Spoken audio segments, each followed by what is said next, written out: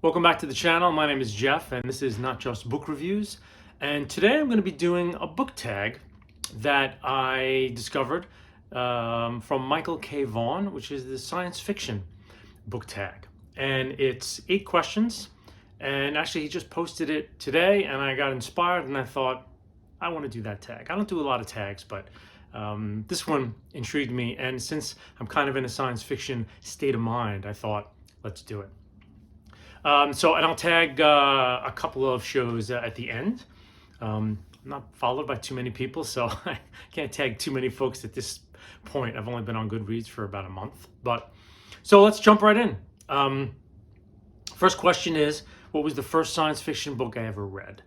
And that was the movie novelization of Star Wars. I don't think I had read any science fiction. And then my dad took me to see Star Wars when I was 8. Was I 8, 5, 6, 7? Maybe I was 7. 7 or 8.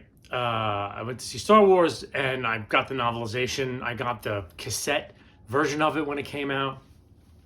Yeah, so that was awesome. But I think the first real science fiction book I read outside of that, embarrassingly enough, was the first of the Han Solo Star Wars novels, Han Solo at Star's End, because I didn't, back in the mid 70s, there was no place to go for, when you're a kid, I don't know, either the library or the bookstore. So I didn't have any recommendations. My parents didn't read sci-fi. I didn't know anybody who read sci-fi in grade school. So I was really on my own. And I was in such a Star Wars state of mind that I think going back to the bookstore and then seeing a couple of months later, and I think the next year, the first Han Solo book came out, and I grabbed it. So I think that was the first proper sci-fi book. It was kind of a strange introduction to the genre, but I have to be honest. So yeah, that was the first one that I read. Question number 2 is, what was the last science fiction book you read? And I just finished Andy Weir's Project Hail Mary, which was phenomenal. And I'm going to do a BookTube episode about it, so I won't go into too many spoilers. But if you like The Martian, and I love The Martian, I thought, boy, this is, hard sci-fi, kind of a throwback to like the 50s, but updated, with characters and dialogue and stuff. I was blown away by The Martian, and Project Hail Mary is like a step above in terms of ambition and scope, but it's got all the same stuff. It's, basically the engineer protagonist, the way that The Martian was, but it was amazing. So highly recommend it, and I'll probably have a show up in a couple of weeks about it, because I'm dying to talk about it. Question number 3, what made you love science fiction? I think just pure escapism. I'm an only child, so, it was me and my parents. And I think reading, I started reading before science fiction. I read the Black Stallion books. I read Encyclopedia Brown, The Three Investigators. But science fiction was just another level of pure escapism. And my imagination, it's like the thing you come upon in life that you never knew you were missing until you found it. And I guess my young imagination, when I discovered sci-fi and fantasy, was like, oh my God, a place for my brain to play that doesn't get any exercise anywhere else in my life. So yeah, I read it for different things now, but I think, why I love it is, number one, when it's a good book, it's pure escape, firing on all cylinders. What I also love about science fiction is it could be a social lens. So it could be a metaphor for what's going on in our culture today. Yeah, any speculative fiction to me is made better when I sense that they're getting at something that's going on in the culture now and using the future and whatever genre lens you're putting on it to talk about it. And that ability to have a remove from the actual thing and to do it as art in a speculative genre, I love that. Like I scream for that. It's not done nearly enough. I think a lot of genre is just genre, and I like, I'm a genre guy, so I'll read it. But I do like sci-fi also, that it can be a reflection of the culture, and it can say things in a way that maybe straight literature can't say yet, or can't put into words quite well. 1984, my God. Orwell was frightened of fascism, and so there's 1984, this incredible meditation on it, probably more eloquently saying what fascism could turn out to be than anything done in the culture at that time. So it's a perfect example, actually. Question number 4, name your favorite sci-fi movie. I can't name my favorite sci-fi movie because it changes all the time, but I can name my top 5. 2001: A Space Odyssey, Alien, Star Wars, the first one, The Thing, the John Carpenter remake, and Planet of the Apes. Definitely, of those 5 films, you know, they kind of move around within, but nothing really pops up to supplant them for the most part. Those 5 tend to stay in the top slot. Question number 5, what is your favorite science fiction TV show? So I'm going to do this in 2 parts. Part 1 will be just pure television, which is, you know, your basic show, seasons of a show. And I think it's got to be the original series of Star Trek because I grew up on it. I grew up on the reruns in the 70s, and it just set the tone for it's more intelligent than Star Wars. Star Wars is something else. Star Wars can be more spiritual. Star Wars can be more exciting. Star Wars can be more, it can be a lot of other things, but it's never more intelligent than Trek. The creation of the Federation and all the rules and the Prime Directive and all this incredible stuff, and how Kirk and company dealt with aliens when they went out on their missions was so wonderfully novel and unparalleled. Still to this day, Trek is an unparalleled show. There's nothing like the first 5 original shows of Trek, really, on television. There probably never will be.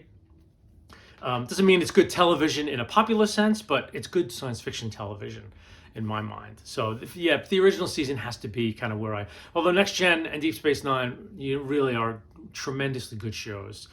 But nostalgia factor and impact, I think, has got to be the original series.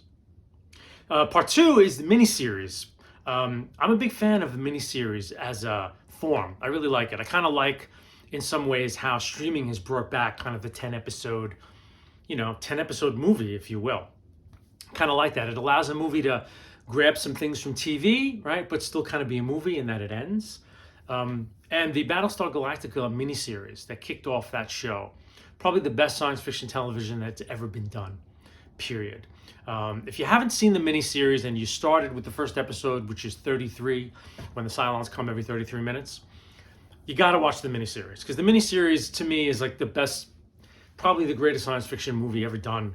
In that it's 2.0. It's had Star Wars in 2001 and Alien to take from and then do. But the miniseries is a masterpiece, just a pure masterpiece of sci-fi TV. So that's huge for me. Question number 6, what is a book that I feel should be read more often that isn't read enough in science fiction circles? And that's a no-brainer for me.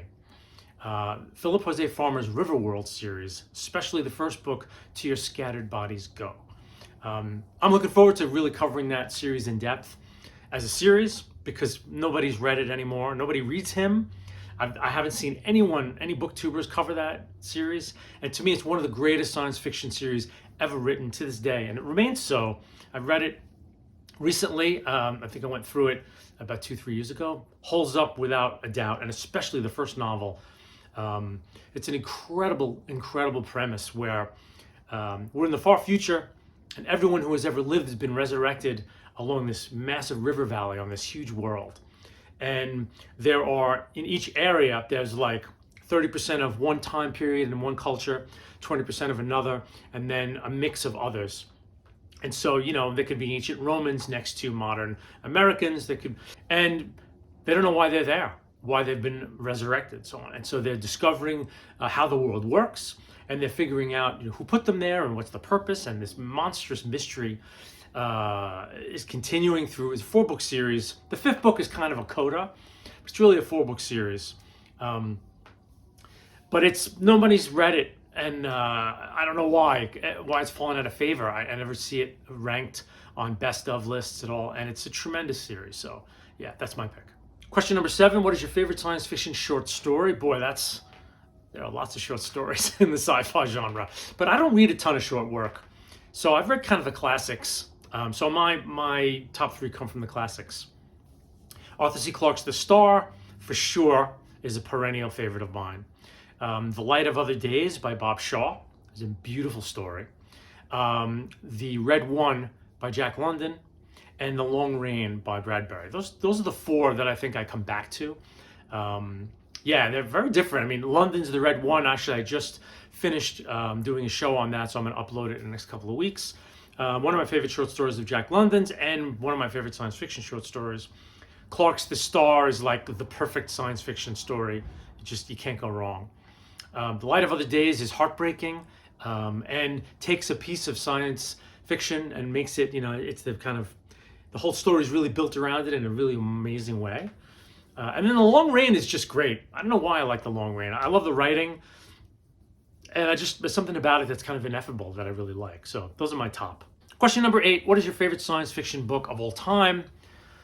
It will always be Neuromancer for me, always. I don't think, for me, there's a better mix of world building, language, and story that's done in Neuromancer. Now, it's very light on character, so character's been done better elsewhere, but Gibson's language, I don't think anyone has written a more beautiful book.